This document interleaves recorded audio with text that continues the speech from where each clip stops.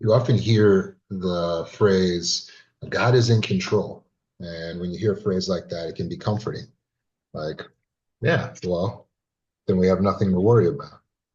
But then when we look at how things sort of play out in the news, some of the things that you hear that are happening in society, the sentiment that God is in control starts to seem or feel as if it doesn't cover everything quite right, or it leaves questions like, why are people suffering? Why are we hearing reports that are coming out of different parts of the world that are absolutely disturbing?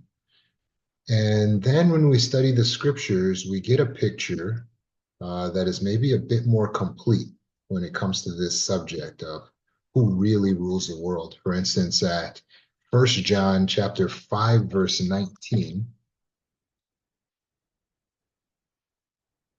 First John chapter 5 and verse 19, it starts to shed some light on why we may be seeing this disparity.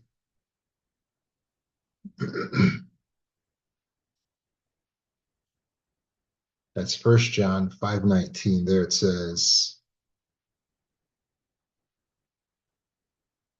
"We know that we originate with God, but the whole world is lying in the power of the wicked one." The whole world is lying in the power of the wicked one. Well, that's a little bit different than our original sentiment, this idea that God is in control. Now we're seeing that someone else is apparently calling the shots. What does that mean? We know that First John chapter 4, verse 8. In fact, since we're in John, we can just turn over to First John 4, 8, and it says there that God is love. But yeah, we see a world that doesn't seem full of love. It doesn't seem reflective of a God of love. So the whole world is lying in the power of the wicked one. Could that explain why we have so much corruption, so much war? If we look at Luke chapter 4, verse 5 through 7, we start to see how Satan the devil demonstrates his authority over this world. Luke chapter 4, verse 5 through 7, here we find Jesus fasting in the wilderness. And he's approached by the devil who's attempting to seduce Jesus or tempt him into sin. So notice Luke chapter 4 and what it says at verse 5. It says, "So he brought him up." It says, he being the devil. He brought him up and showed him all the kingdoms of the inhabited earth in an instant of time. Then the devil said to him, "I will give you all this authority and their glory because it has been handed over to me, and I give it to whomever I wish. If you therefore do an act of worship before me, it will all be yours." What in the world? Wait, what did the devil just say? He told Jesus, "I'll give you authority over all the kingdoms of the earth, all the governments on the planet, because I have the authority. It's been handed to me, and I give it to whoever I wish." And Jesus never said, "You're lying. You don't have the authority. I'm in control of the earth." No, for if Jesus were in control of the earth at that time, then this temptation would make no sense. It wouldn't be a temptation that the devil would think could work because Jesus already had control. But no, the devil clearly said directly to Jesus, "I have control of these kingdoms. I can give them to you." How did we come into a world where the devil has control of the governments of the earth? Well, if we remember back to the first man and woman in the Garden of Eden, then we remember that they joined the devil in a rebellion. We remember that God told them not to eat of a certain tree, but the devil said, you can certainly eat and you will not die.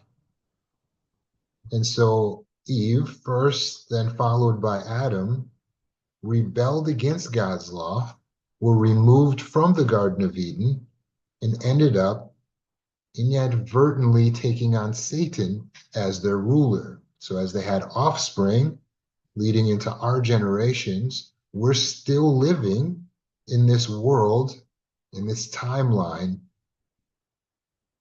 alienated from God. So that's how the devil came to be the ruler of this world.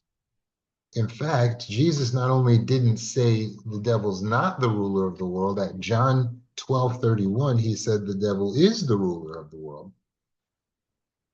We can look at his words there at John 12,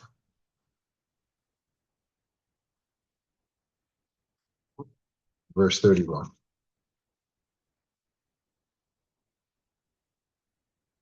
Jesus' words, now there is a judging of this world. Now the ruler of this world will be cast out. Again, Jesus himself says the ruler of this world will be judged and cast out. So we know that Jesus didn't view his Father as being the ruler of this world. He viewed Satan, the devil, as being the ruler of this world. So how exactly is Satan doing this? Well, if we look at 2 Corinthians chapter 4, verse 3 and 4, we have the words of the Apostle Paul on the same matter. We're at 2 Corinthians chapter 4 and verse 3. It says, if in fact the good news we declared is veiled, it is veiled among those who are perishing, among those whom the God of this system of things has blinded the minds of the unbelievers, so that the illumination of the glorious good news about the Christ, who is the image of God, might not shine through. Again, there, the Apostle Paul says that people on this earth have a God, the God of this system of things, which would make sense because this system of things is wicked, it's corrupt, it's cruel. And this God, who is Satan, is blinding the minds of the unbelievers so that they can't see the truth. Do you see that? With an abundance of distraction, with a focus on material things, with a focus on entertainment, and with the veil of false religion, Satan's chief tool to lead even those who have an inclination to search for God astray so that they can't see the truth. For instance, this simple truth that has existed here in the scriptures for thousands of years that tells us that actually Satan is the God of this world, the ruler of this system of things. This is corroborated by Ephesians chapter 2, verse 2. This was a letter that the Apostle Paul wrote to the congregation in Ephesus. Again, we're going to Ephesians chapter 2. And then we look at verse 2.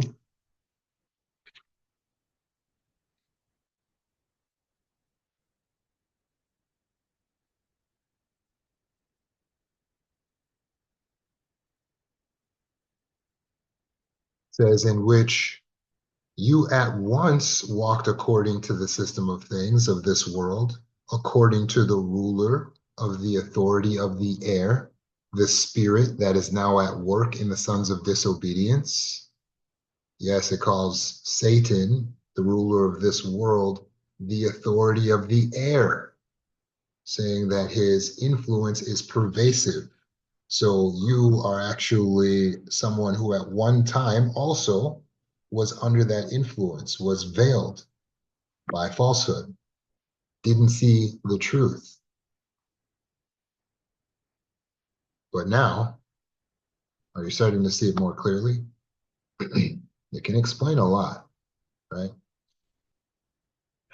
Not only is Satan the ruler of this world, but he's sharing this planet with us.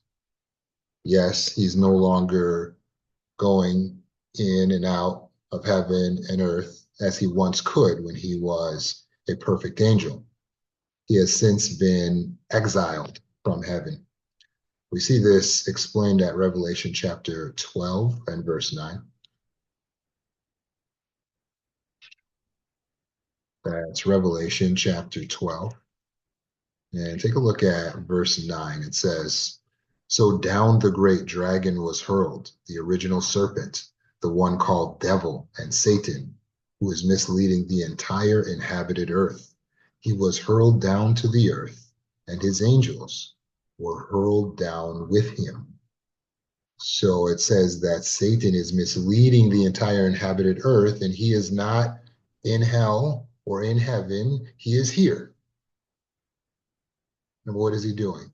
Misleading the entire inhabited earth, fooling people with false religion, leading them through corrupt government, enticing them with sinful lifestyle.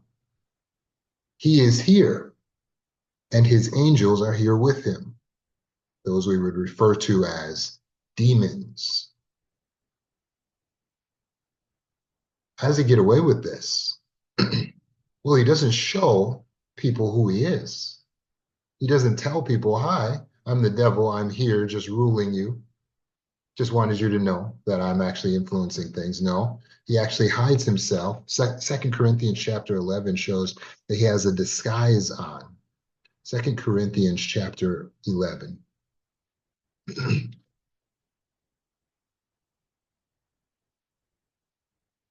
Chapter 11, verses 14 and 15. It says, "And no wonder, for Satan keeps disguising himself as an angel of light.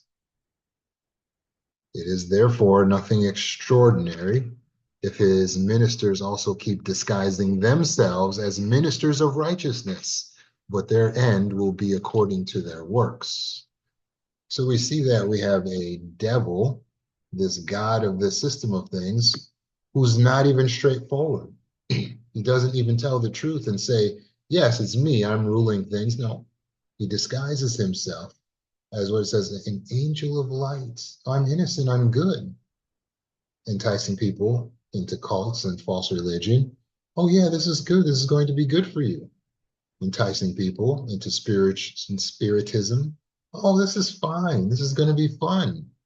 Enticing people to follow this political leader or this political party. Oh, this is going to have the answers. This is going to be good. And so we shouldn't be surprised that false religious leaders and politicians, his ministers, disguise themselves too and say, "Yeah, I'm a good person. It's going to be good." And then what happens later? 10 years later, you find out the scandal. This person was terrible, the worst among humans. It's a disguise, it's deception. This is the way the devil leads. So what should we do? Jesus tells us, Matthew chapter 7, verse 13. He gives us guidance on how to navigate this world.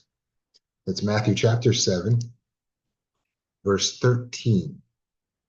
He says, "Go in through the narrow gate, because broad is the gate and spacious is the road leading off into destruction, and many are going through it. Whereas narrow is the gate and cramped is the road leading off into life, and few are finding it." So we shouldn't be following the majority, following the world, thinking that it's going to be okay, because the majority, according to the scripture, are on the wrong path. They're on the broad and spacious road that leads to destruction. They're headed off of a cliff, figuratively speaking. We don't want to follow them. Jesus says, look for the cramped and narrow road. It feels cramped and narrow, trying to be a good person in a wicked world, doesn't it? It feels cramped and narrow, trying to find the truth in a world full of lies, doesn't it?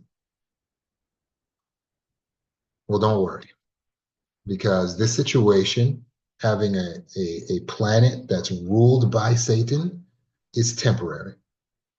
We have a promise that God will bring about a solution.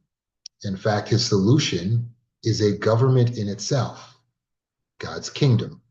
At Daniel chapter 2, verse 44, it shows what that kingdom or government is going to do to all the current governments on this planet. Daniel chapter 2 and verse 44.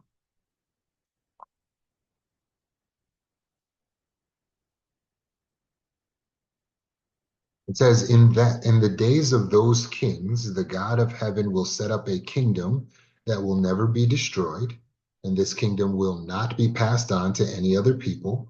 It will crush and put an end to all these kingdoms, and it will stand forever. Wow.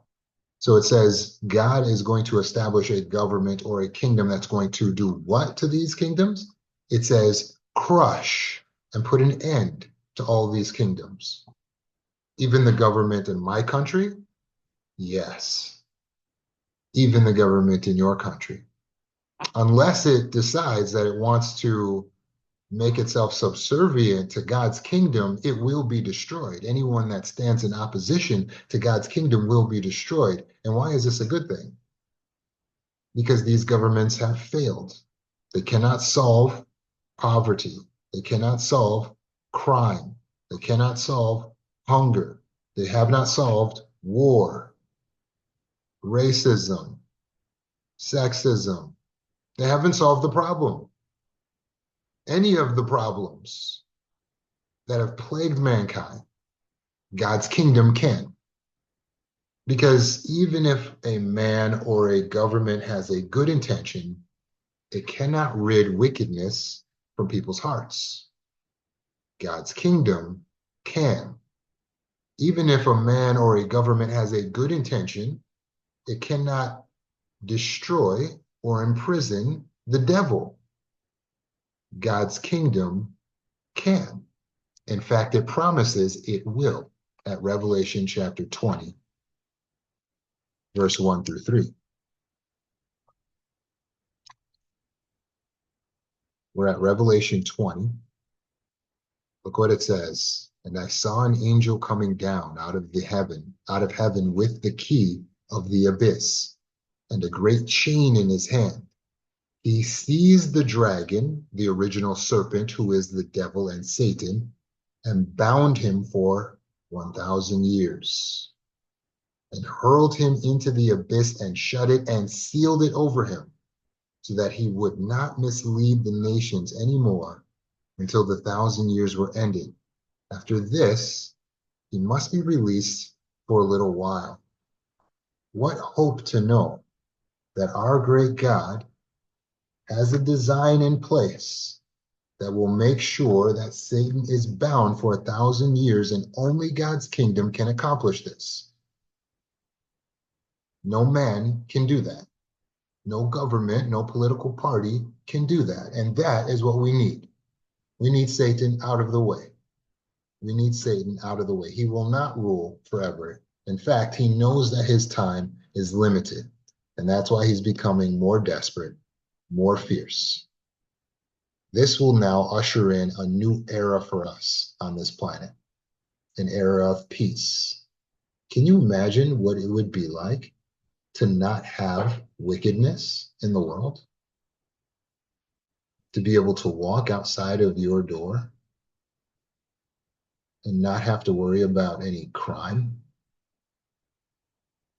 any unsafe people, anyone having bad intentions, to be able to actually trust everyone on the planet. Can you imagine what that would be like?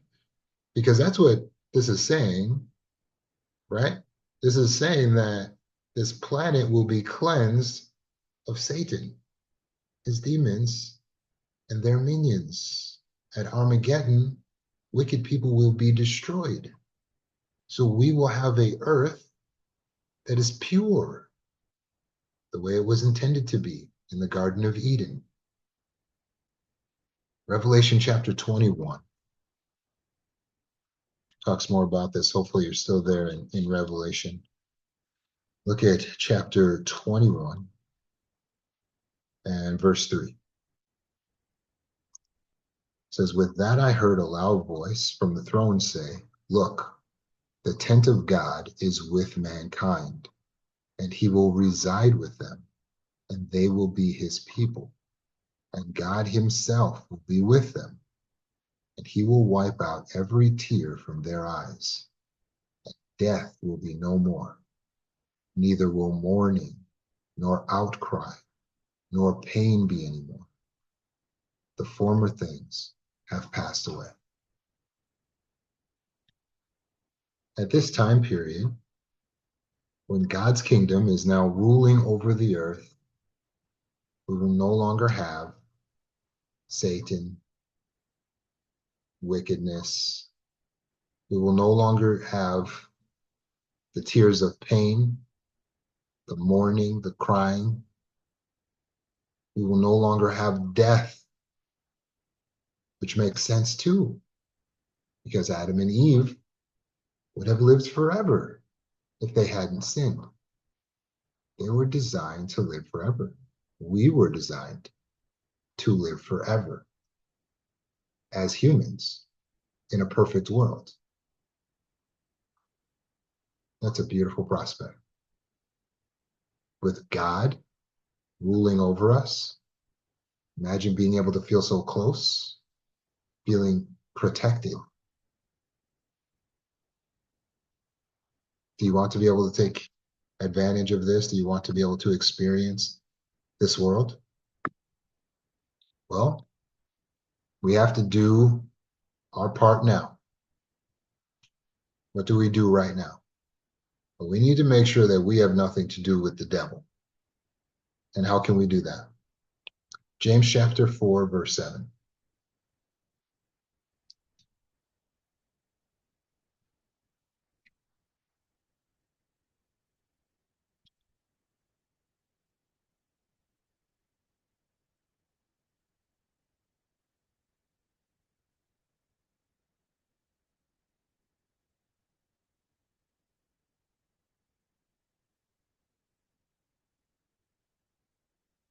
James chapter 4, verse 7 says, "Therefore subject yourselves to God, but oppose the devil, and he will flee from you."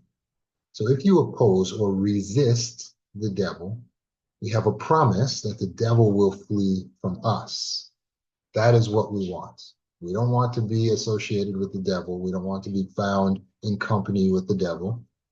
So we must oppose him. We must resist him, which means that anything he's using to trap us, we should repudiate, run away from it. We should destroy amulets, things that have to do with spiritism. We should destroy um, things that have to do with astrology, things that have to do with witchcraft, divination. We should destroy these things. We should not seek fortune tellers. We should move away from them. We should move away from anything we know being associated with the devil. If we oppose him, he'll flee from us. One of the strongest ways we oppose the devil, to actually fight against him, is to preach the word to others, to share the truth with others. That is the one thing the devil certainly does not want you doing: studying the Bible and then teaching it to others. You do that, and we have a promise in the scriptures that he will actually flee from us. And that's what we want. First Peter chapter 5, verse 8 and 9 gives a firm warning for us. First Peter 5, 8 through 9.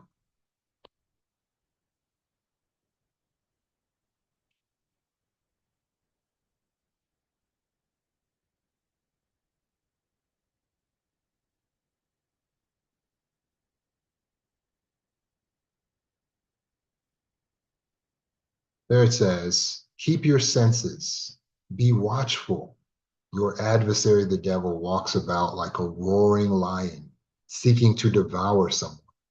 But take your stand against him, firm in the faith. The devil is like a lion, lurking, looking for an opportunity to pounce. So we have to be alert. It's nothing we have to be afraid of. We just need to know that we are victorious if we stand firm in the faith.